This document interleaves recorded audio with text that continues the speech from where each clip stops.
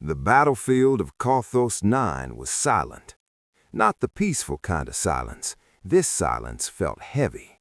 The air itself seemed difficult to breathe. The planet was known across the galaxy for one reason. Its gravity was more than twice the standard level.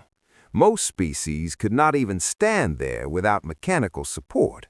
But today, soldiers stood ready for war. A squad from the Tyrant Empire formed a tight circle around a single figure. Their armored boots pressed deep into the dark soil. Every movement looked slow under the crushing gravity. In the center stood a human, Private Elias Kane. His uniform was torn. Burn marks covered his chest and shoulder. Blood ran down his arm and fell onto the ground in thick drops. Yet he remained upright. Commander Vrak stepped forward, tall, broad. His armor carried the marks of many victories. He studied the human carefully, his sharp eyes searching for weakness. "Scan him again," Vrak ordered. A nearby soldier activated a wrist scanner. Blue light passed over Kane's body. The soldier spoke with clear confusion. "Multiple internal injuries detected. Heart rate unstable. Lung damage likely. He should not be conscious." Vrak narrowed his eyes. "And yet he stands." Karthos 9 was not a place for survivors. Even trained warriors collapsed after heavy injury. Bones cracked easily under such gravity. Organs struggled. Breathing itself became work. Still, the human did not kneel. Kane lifted his head slowly. Every motion showed pain, but there was something else in his eyes. Focus, refusal. Vrak had read the reports about humans. Deathworld origin, high endurance, dangerous in prolonged combat. But reports often exaggerated. Today, he would confirm the truth. Vrak raised one armored hand. "Prepare firing line." 7 soldiers stepped forward. Their plasma rifles hummed as they charged. The glow reflected across Kane's face. A normal prisoner would beg, or collapse, or show fear. Kane did none of those. Instead, he took one slow breath. The gravity pulled hard on his chest, but he forced the air in anyway. Vrak gave the final command: "Fire." 7 flashes of burning light tore through the heavy air. The sound arrived a moment later, sharp, violent. Each shot struck the human directly. 1 hit his shoulder, 2 hit his torso, 1 tore through his side, another slammed into his thigh. The remaining blasts burned across his armor and flesh. The force pushed Kane backward. For a fraction of a second, the squad believed it was over. Dust rose, smoke drifted, silence returned. Then the dust cleared. Private Elias Kane was still standing. His body trembled, one knee bent slightly as if it might give up. Blood flowed faster now, soaking the ground beneath him. But he did not fall. A soldier whispered, unable to hide his fear in his voice. "That is not possible." Another tightened his grip on his weapon. "No species survives that." Commander Vrak did not speak. He simply watched. Kane's head lowered for a moment. His breathing turned rough, almost shaken. The plasma wounds should have stopped his heart already. Then, slowly, painfully, the human lifted his head again. His eyes met Vrak's, and when he spoke, his voice was dry but steady. "Is that all?" The words froze the squad. No anger, no panic, only defiance. Vrak felt something unfamiliar press into his thoughts, uncertainty. He stepped closer, studying the human as if seeing a new creature. "Explain," he demanded, looking toward his medical officer. The officer checked the scanner again, his hands less steady now. "I cannot. His body is responding with extreme adrenaline release. Blood is clotting faster than expected. Muscle tension may have shifted vital organs away from direct impact." Vrak spoke quietly. He refuses to die. The ground shook slightly as distant thunder rolled across the plains. Storms formed quickly on Carthos 9. Violent winds often followed. The humans swayed. For a moment, it seemed gravity would finally win. Then Kane adjusted his footing. A small step, barely noticeable, but it kept him upright. Vrak felt the weight of the moment. His soldiers felt it too. Training said the enemy was neutralized. Reality disagreed. "Why are you still standing?" one soldier asked before he could stop himself. Kane gave a faint, tired smile. "Practice." The answer made no sense to them, but to humans, survival was often a habit. Vrak activated his command channel. "Send this recording to High Command, immediately, priority level 1. A pause followed. Then he added words that had never been used for a single enemy soldier. "Update threat assessment. Human combat durability exceeds projections." Kane's vision blurred. The world tilted slightly. He knew his body was close to its limit. Every heartbeat felt heavy. But somewhere deep inside him, one simple rule repeated: stay up. As long as you were standing, you were still in the fight. The wind began to rise. Dust moved across the battlefield like slow waves. Vrak considered ordering another volley, yet something stopped him. For the first time in his long military career, he wondered if more shots would change anything. Kane coughed suddenly. Dark blood touched his lips. Still, he remained on his feet. Vrak spoke again, softer now. "What are humans made of?" No one answered, because they were all thinking the same thing. If one injured human could endure this, how dangerous was the rest of his species? Far above the battlefield, a surveillance drone transmitted the footage across multiple star systems. Within minutes, analysts began watching. Generals leaned closer to their screens. Scientists replayed the moment again and again. 7 confirmed hits, 0 collapse. One message started forming inside every command center receiving the data: underestimate humans at your own risk. Back on the battlefield, Kane forced another breath into his lungs. Pain burned through his nerves. Gravity pressed down without mercy, but he remained standing. And in that moment, the galaxy began to understand a terrifying truth. On Deathworlds, survival is not luck. It is the first skill every human learns. The storm arrived faster than expected. Dark clouds swallowed the sky above Carthos 9. Thunder rolled across the plains like distant artillery. Sharp winds lifted dust from the cracked ground and pushed it across the battlefield. Still, Private Elias Kane stood. Barely. Blood loss had slowed him. Every breath sounded heavier than the last. Yet his eyes stayed open, locked on the alien commander. Commander Vrak watched in silence. He had fought dozens of species across multiple systems. He had seen warriors fall after a single well-placed shot, but never this. "Hold your fire," Vrak ordered. The soldiers lowered their rifles, though none relaxed. Their helmets tracked the human's smallest movements. Vrak turned toward his science officer. "I want answers, now." The officer adjusted his scanner again. Lines of data moved quickly across the display. "Commander, the human body is doing something unusual." Vrak did not look away from Kane.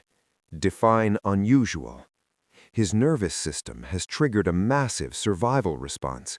Chemical levels are far above safe limits." "You mean stimulants?" "Yes, their bodies produce it naturally. Adrenaline. It increases strength, focus, and pain tolerance." Vrak spoke slowly. "He should still be dead." The officer swallowed. "On most worlds, yes, but humans evolved on a high-risk planet. Earth is classified as a death world." The word carried weight. Across the galaxy, only a few planets earned that label. Planets where life survived through constant danger. Vrak finally looked toward the officer. "Explain why that matters." The officer brought up a rotating image of Earth. Blue oceans, white storms, massive continents. Earth has unstable weather, powerful predators, microbial threats, and gravity higher than galactic average. Early human life survived disasters repeatedly. He changed the display.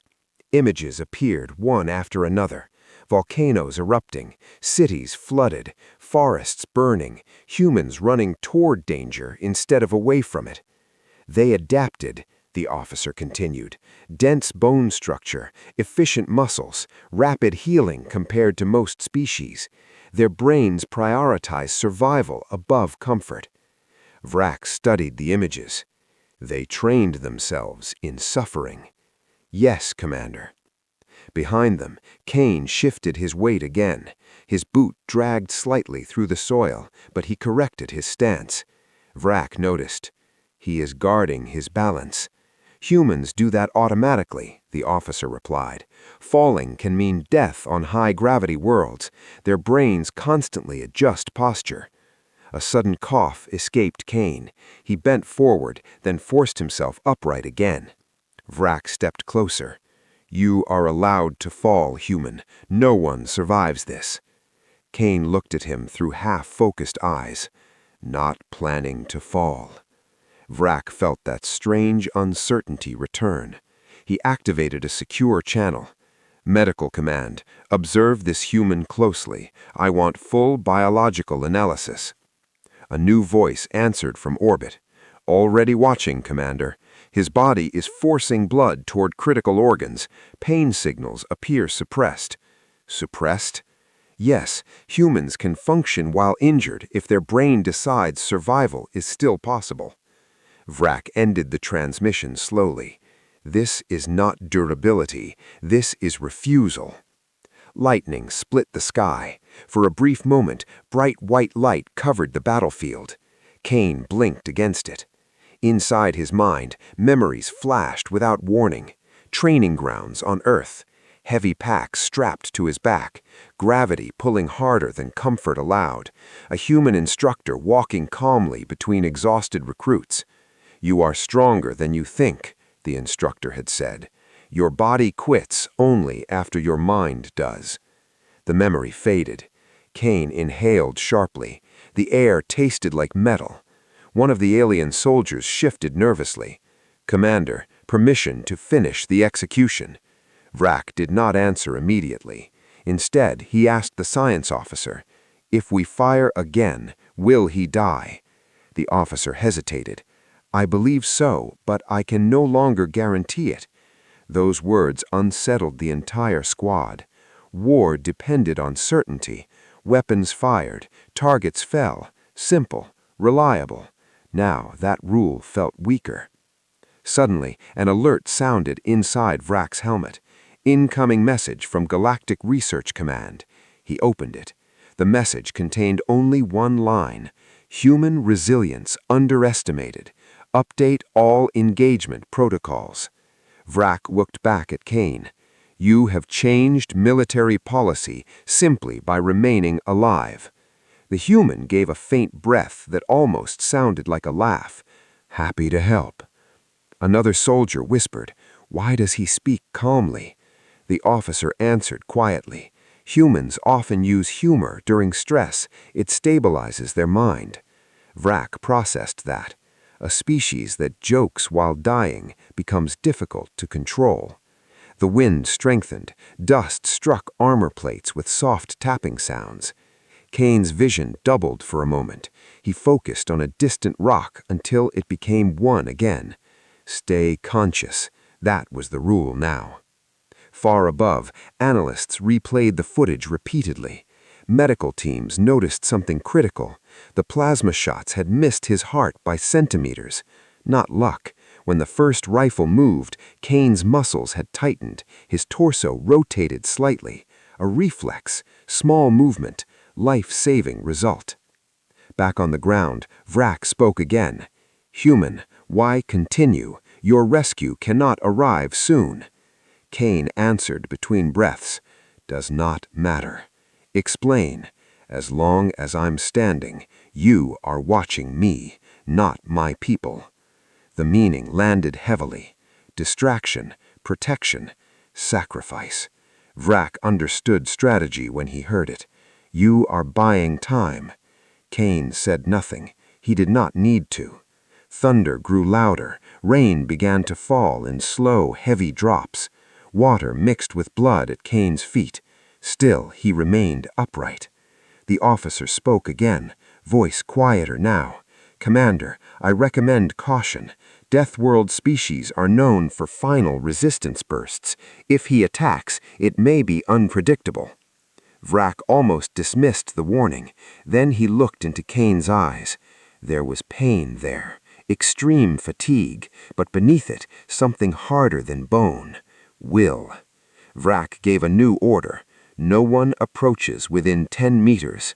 For the first time, the squad obeyed an execution distance rule meant for dangerous predators. Minutes passed. Rain intensified. Kane's breathing slowed. Not weaker, controlled. He was conserving energy. Vrak realized something unsettling. The human was not only surviving, he was thinking, adapting, waiting. The commander spoke quietly, almost to himself. What kind of world creates beings like this? No one answered, because the truth had already become clear. Deathworlds do not create the strongest creatures. They create the ones that don't stay down. As lightning flashed again, a final report reached every major fleet in the sector. Single injured human remains combat capable after 7 direct plasma impacts. Threat reassessment ongoing. And across the battlefield of Carthos 9, one truth settled into alien minds. Humans were not dangerous because they were impossible to injure. They were dangerous because injury did not stop them. Rain fell harder now. Cold drops struck armor, weapons, and the broken ground of Carthos 9. Mud began to form beneath heavy boots. Visibility dropped as gray sheets of water moved across the battlefield. Private Elias Kane welcomed the rain. It cooled his burning wounds. It kept him awake. Pain wanted him to sleep. Sleep meant falling. Falling meant death. So he focused on the rain. Commander Vrak studied the human from a distance. Something had changed in the last few minutes. The execution had failed. The battlefield no longer felt controlled. It felt uncertain. Vrak opened a fleet-wide channel. Transmit the combat footage to all forward units. Within minutes, soldiers across orbiting ships watched the recording. 7 plasma shots, direct hits, humans still standing. Reactions followed quickly. Is the video altered? No species survives that. Are humans mechanical? Medical officers ran simulations. None produced a stable result. Probability of survival remained near 0. Yet the evidence stood in the rain, a living contradiction. Back on the ground, one young Taran soldier stepped closer to another and whispered, "If he can survive that, how many more are like him?" The second soldier did not answer, because he was thinking the same question. Fear rarely arrives as panic. It begins as doubt, and doubt had entered the squad. Vrak noticed the subtle shift in posture among his troops. Weapons stayed raised, but grips tightened. Helmets tracked the human constantly. Predator awareness. The science officer spoke quietly. "Commander, psychological impact is spreading faster than the data." Vrak understood immediately. Wars were not won by strength alone. Belief mattered. If soldiers believed an enemy could not be killed, hesitation would follow. Hesitation got armies destroyed. He made a decision. "Prepare heavy cannons." The squad looked toward him. Heavy cannons were not used for single infantry targets. Vrak continued, "We end this before the story grows." Two support troopers dragged a compact artillery unit through the mud, its stabilizers locked into the ground with a mechanical thud. The weapon charged with a deep rising hum. Across the battlefield, Kane heard it. He knew that sound. Area-level destruction. His body could not take another direct hit. Staying in the open was no longer survival. It was surrender. Slowly, carefully, Kane shifted his weight. Vrak noticed instantly. "Hold aim," the commander ordered. Kane took one step. The gravity fought him, but he forced the motion anyway. Another step followed. Each movement felt like lifting a mountain, but he kept going. A soldier shouted, "He is attempting escape!" Vrak corrected him. "No, observe his direction." Kane was not running blindly. He moved toward the shattered remains of a transport craft, half buried in the mud. Cover. Strategy. Even near death, the human chose the battlefield. Vrak felt something new settle into his thoughts. Respect. "Fire," he ordered. The heavy cannon released a bright sphere of compressed plasma. The explosion tore through the rain. Mud and metal erupted into the air. Shock waves rolled across the plain. For a moment, nothing could be seen. Then the smoke cleared. The spot where Kane had stood was gone. Only burning ground remained. One soldier exhaled sharply. Confirmed elimination. But Vrak did not speak. His eyes moved slowly toward the wreckage. "Scan the debris." The science officer activated a wide sweep. Seconds passed. Then his voice dropped. "Commander, negative confirmation." Vrak turned. "Explain." "No body detected." The squad froze. Vrak stepped toward the blast zone, rain striking his armor. "Expand the scan radius." The officer obeyed. A blinking signal appeared near the destroyed transport. Faint, moving, alive. A quiet realization spread through the unit. The human had moved before impact. Not fast, not fully, but enough. Kane lay behind a slab of twisted metal, his chest rising in shallow breaths. The blast had thrown dirt across his body, hiding his heat signature for a few critical seconds. He forced his eyes open. Still alive. Good. He dragged himself deeper into the wreckage. Every centimeter hurt, but pain meant nothing now. Distance meant survival. A soldier whispered, "He is hunting cover while dying." The officer answered without looking up. Humans are persistence hunters by evolution. Their ancestors chased prey until it collapsed from exhaustion. So they weaponized endurance long before space travel. "Yes, Commander." Another alert sounded inside Vrak's helmet. Multiple units requesting updated engagement distance from humans. Some had already begun revising tactical manuals. The story was spreading. Vrak looked toward the wreckage again. Rain slid down his helmet as he considered the situation. One injured soldier had forced an entire command structure to adapt. Unacceptable, yet undeniable. Suddenly, a scream cut through the storm. The squad spun toward the sound. One of the perimeter guards fell hard into the mud. A sharp piece of metal protruded from his armor joints, thrown with precision. Vrak's eyes widened slightly. He is still fighting. The officer checked the trajectory. Improvised weapon, likely pulled from the wreckage. A species that creates weapons from debris becomes dangerous under any condition. Vrak raised his voice. "All units, increase spacing. Watch elevated angles. Expect traps." The rain masked sound. The wreckage created shadows. Visibility dropped further. perfect conditions for someone who refused to die. Inside the broken transport, Kane pressed his back against cold metal. His hands trembled, but his mind stayed clear. One rule repeated inside him: if you are breathing, you are not finished. He listened to alien footsteps shifting in the mud, counting distance, measuring rhythm, waiting. Outside, the squad moved slower now, careful, alert, afraid to assume. Vrak realized the battlefield had changed completely. Minutes ago they were executing a prisoner. Now they were tracking a threat. He spoke quietly, almost with reluctant admiration. "This is not a soldier," the science officer answered.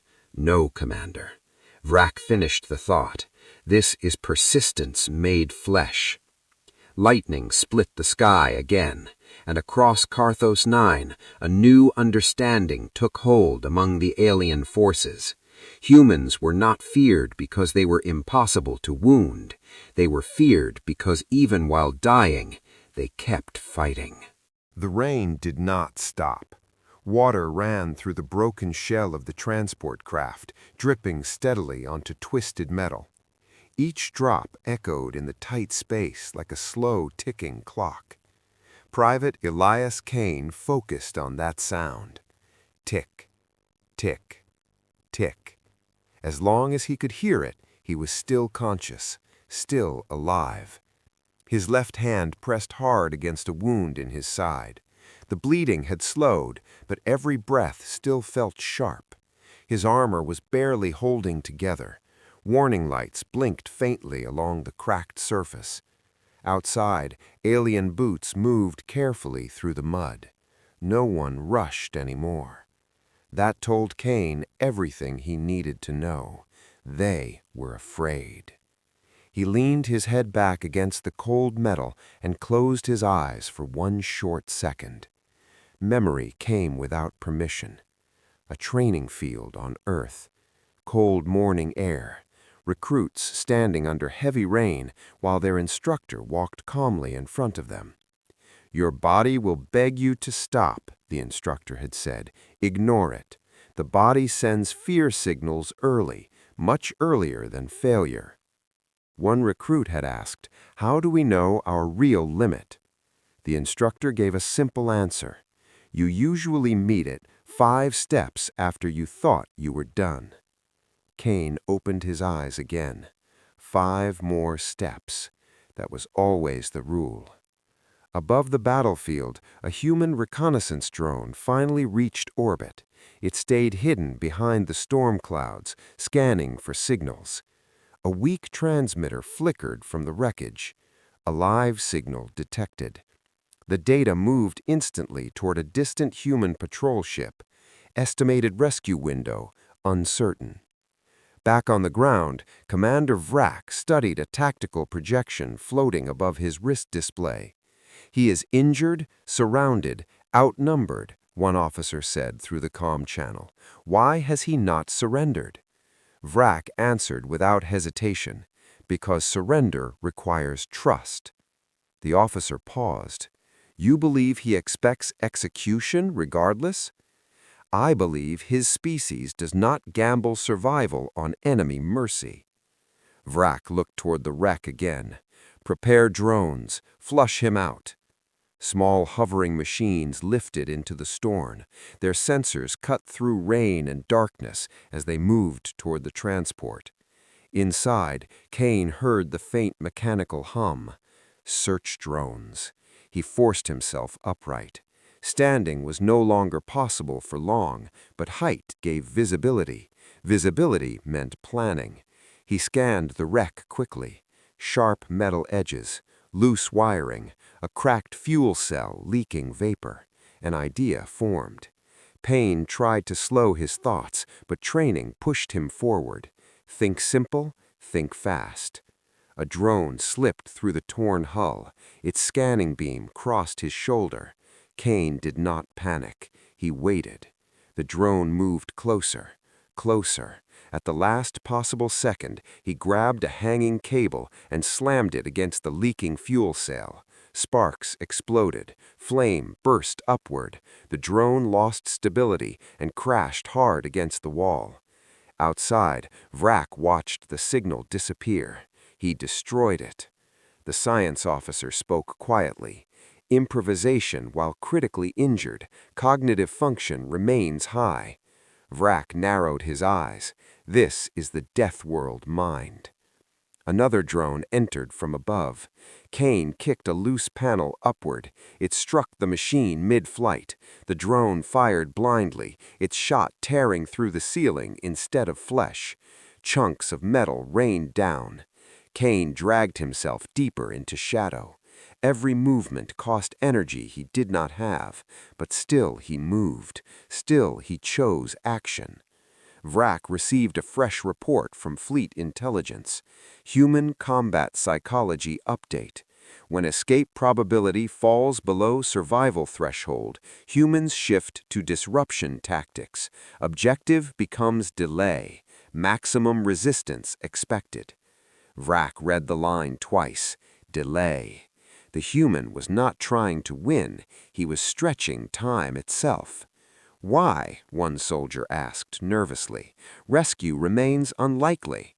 Vrak answered quietly, because humans measure victory differently.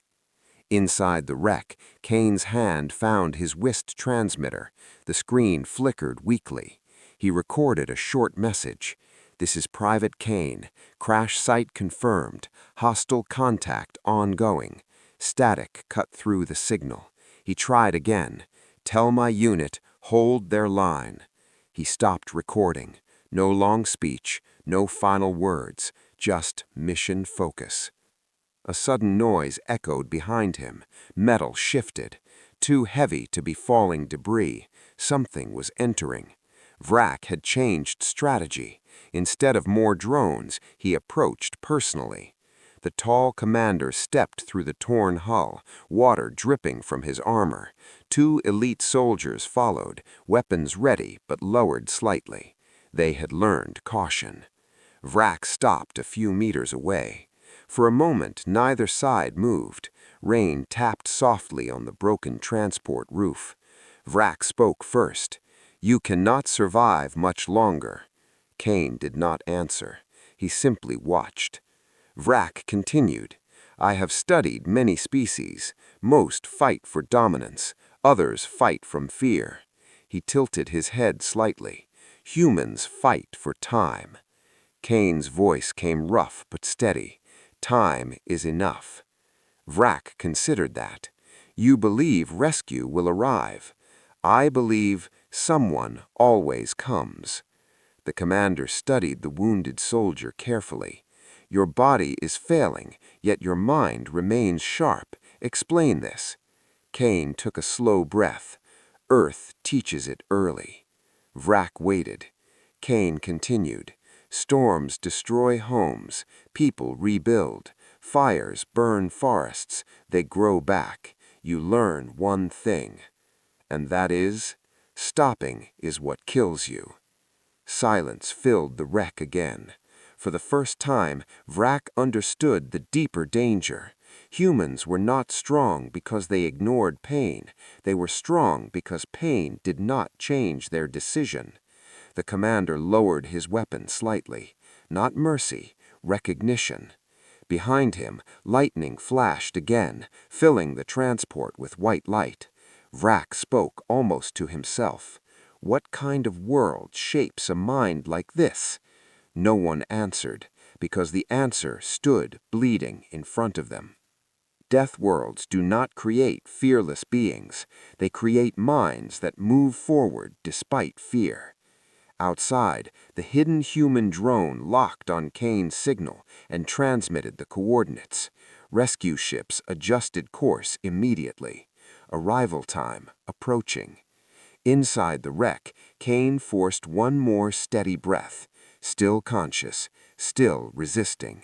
And as the storm raged across Carthos 9, the alien commander reached a quiet realization.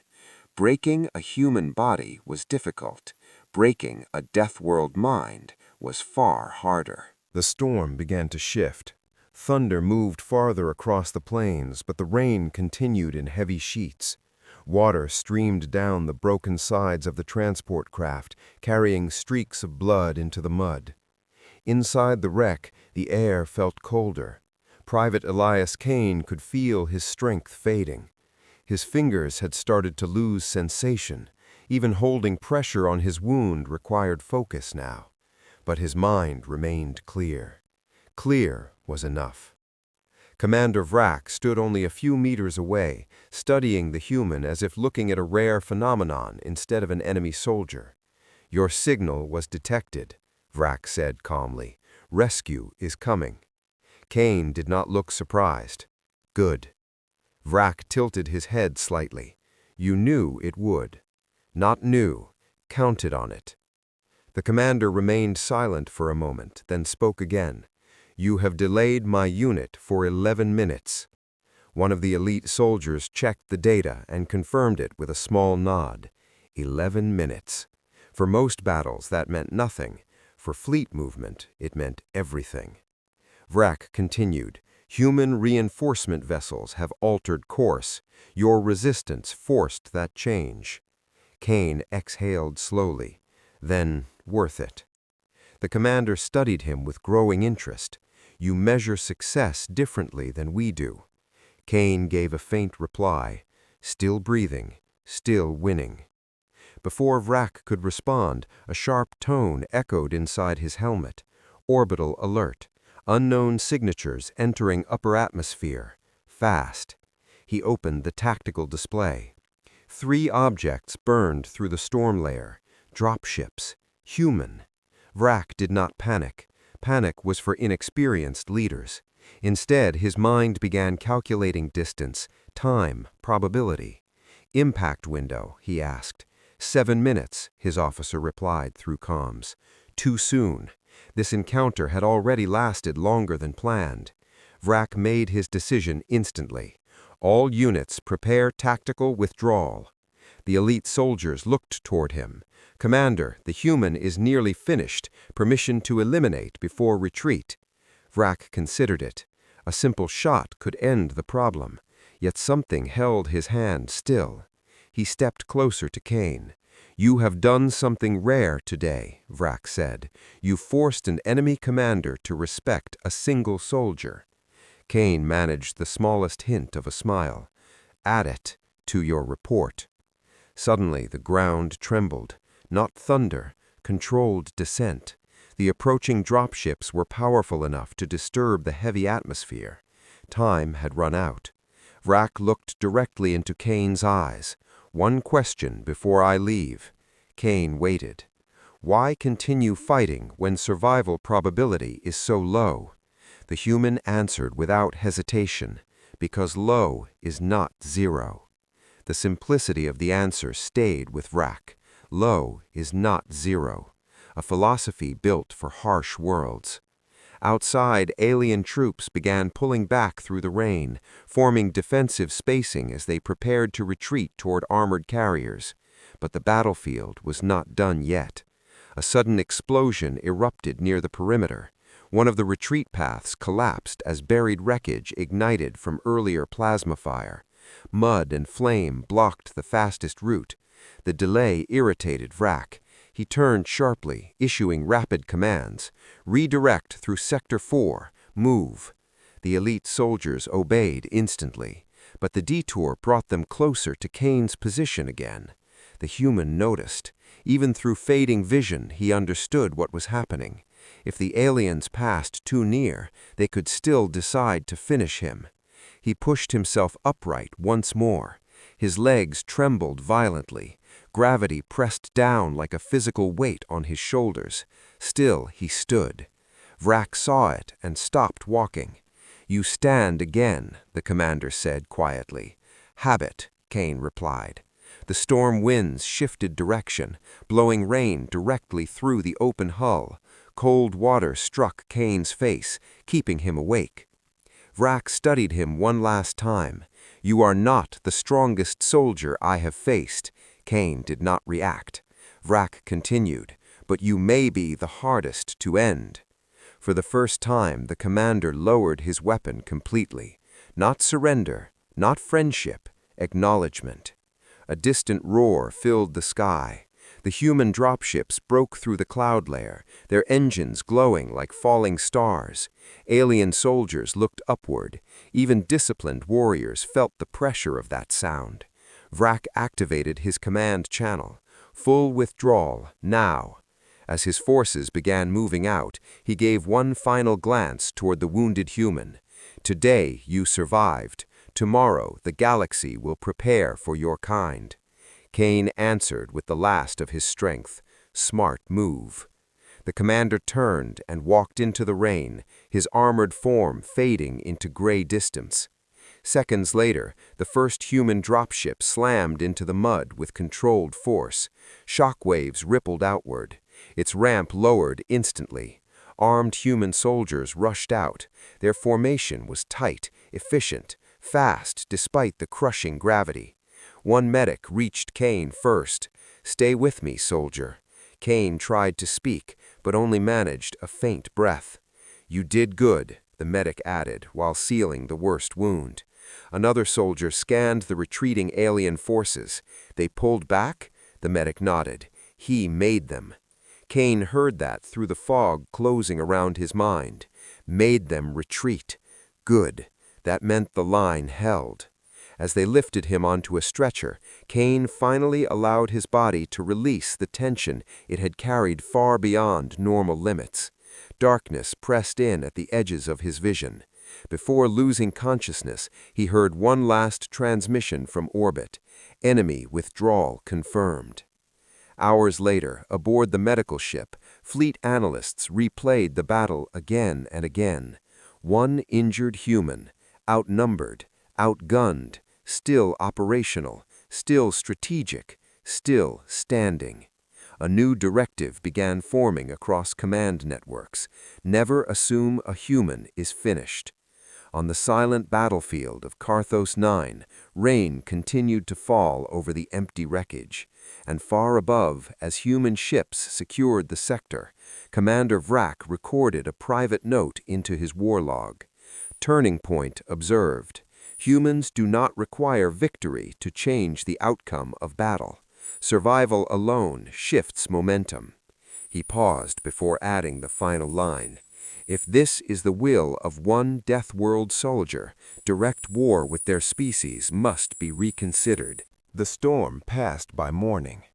Gray clouds drifted slowly across the sky of Carthos 9, revealing a pale and distant sun. The battlefield looked different now, quiet, almost calm. Smoke rose gently from scattered wreckage. Rainwater collected in shallow craters, turning the dark soil into reflective pools. The transport hull where Private Elias Kane had fought now stood empty. But the story of that place had already begun traveling far beyond the planet. Aboard the human medical ship Resolute Dawn, bright surgical lights filled the trauma bay. Machines hummed steadily. Medics moved with controlled speed, their uniforms stained from emergency treatment. Kane lay motionless on the table. His armor had been cut away. Plasma burns covered much of his torso. Regeneration gel sealed the worst injuries, while internal repair units worked to stabilize damaged organs. A young medic checked the monitor again. Heart rhythm improving. Another adjusted the fluid line. He should not have survived transport.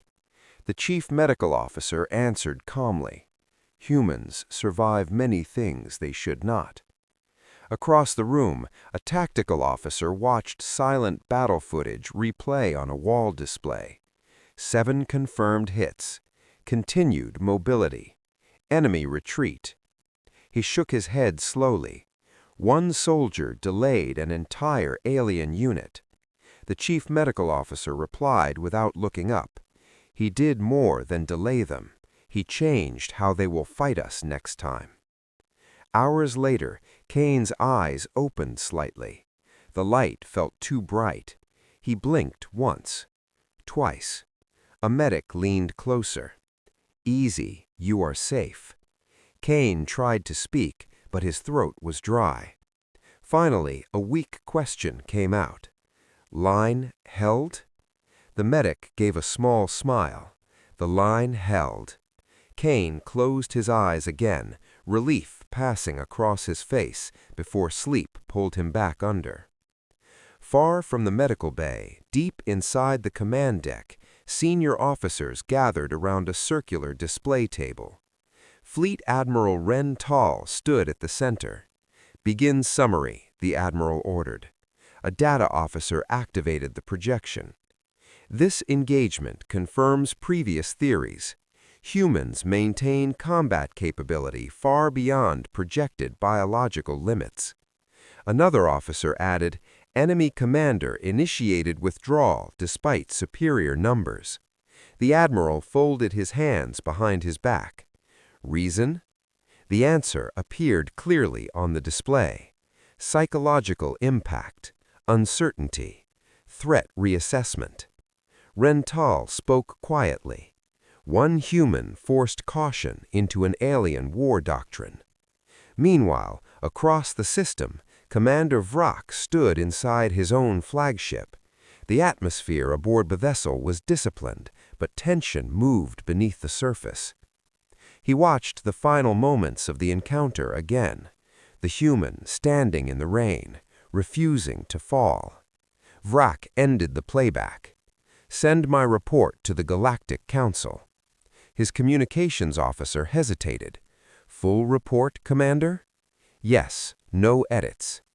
Minutes later, representatives from multiple species assembled through a secure halo channel.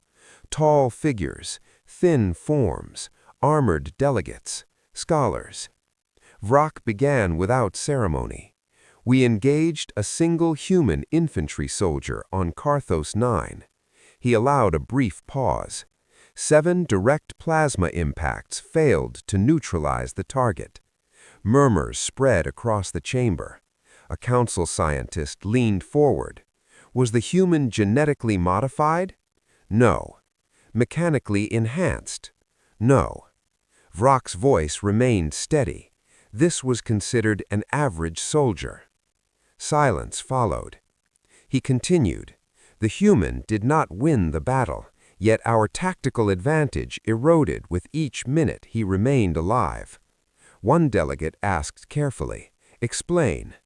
Vrak answered clearly, "Certainty vanished. My soldiers began questioning outcomes. When belief weakens, command stability follows." The chamber absorbed his words. He finished with a statement that would soon circulate across every major system. "Humans are not dangerous because they cannot be injured. They are dangerous because injury does not end their resistance." Days passed. Kane recovered slowly. When he could finally sit upright, Fleet Admiral Ren Tal visited the medical ward personally. "You caused quite a discussion across the galaxy," the admiral said. Kane gave a tired half-smile. "Was not trying to." "Intent does not change impact," Ren Tal replied. He placed a small data tablet beside the bed. "Your actions triggered a full threat reevaluation by the Galactic Council." Kane looked at the screen. A single line stood at the top of the document. "Human threat level revised. Extreme persistence classification." Below it, new engagement rules had already been drafted. Never assume a human is combat ineffective. Confirm incapacitation beyond doubt. Avoid prolonged ground engagements. Expect resistance beyond injury thresholds. Kane read quietly. Then he asked, "So what does that mean?" The admiral answered simply, "It means the galaxy is learning something your species has always known." "And that is?" Ren Tal met his eyes. "Humans do not stop." Weeks later, training academies across alien space updated their lesson modules. Cadets studied the Battle of Carthos 9, not as a defeat, not as a victory, but as a warning. One instructor paused the footage at the moment Kane lifted his head after the 7th shot. "Remember this image," the instructor told the silent room. "Strength is predictable. Endurance is not." Back on Earth, the report reached military archives under a new category: Deathworld combat behavior. The closing note read, "Survival is the human primary weapon." On the observation deck of his flagship, Commander Vrock looked out at the stars. His first officer approached quietly. "Do you believe war with humans is avoidable?" Vrock considered the question carefully. "Yes," he said. "Why?" "Because any species that survives a death world does not fear long struggles." He watched distant starlight shimmer against the darkness. And wars against such beings rarely end quickly. Far away, inside the recovering medical ship, Kane took his first steps without assistance. Slow, careful, painful, but standing again felt natural. A nurse nearby shook her head in disbelief. "You should still be resting." Kane gave a simple reply: "Been resting enough." As he walked toward the viewing window, sunlight from a nearby star filled the corridor. For a moment, he simply stood there, alive. Across the galaxy, one conclusion continued spreading from fleet to fleet, academy to academy, command to command. You can wound a Deathworlder, you can break bone, you can burn flesh, but as long as one breath remains, you cannot truly kill them.